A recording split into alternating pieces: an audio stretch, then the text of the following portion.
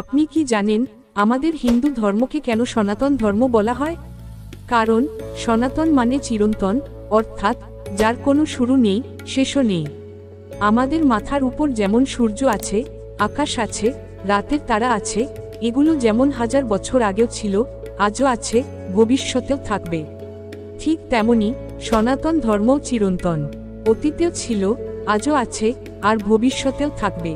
সনাতন ধর্ম কোনো মানুষের বানানো নয়, এটি প্রকৃতির নিয়মে তৈরি।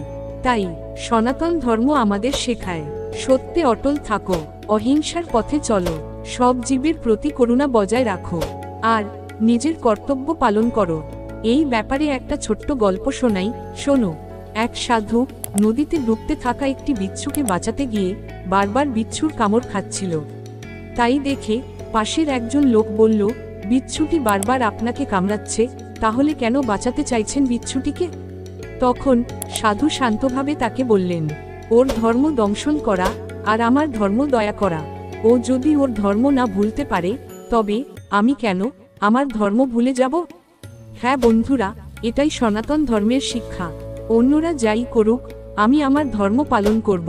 আসলে সনাতন ধর্ম হলো মানবতার ধর্ম, যেখানে সত্য, প্রেম আর করুণার জয় হয়। যদি এই ছোট্ট গল্পটি আপনাদের ভালো লেগে থাকে, তাহলে অবশ্যই আমাদের লং ভিডিওটি দেখতে পারেন। সেখানে সনাতন ধর্মের ইতিহাস ও গভীর শিক্ষা নিয়ে বিস্তারিত আলোচনা করা হয়েছে। তাই ভিডিওটি অবশ্যই দেখবেন। বন্ধুরা, আমরা চেষ্টা করি সমাজে জ্ঞানের আলো ছড়িয়ে দিতে, শিক্ষা, সংস্কৃতি আর সত্যের সঠিক দিশা আপনাদের সামনে তুলে ধরতে। হয়তো এই কারণেই আমাদের ভিডিওগুলোতে সবসময় প্রচুর লাইক, কমেন্ট বা সাবস্ক্রাইব পায় না। তবুও আপনাদের সামান্য সহযোগিতা আমাদের জন্য অমূল্য।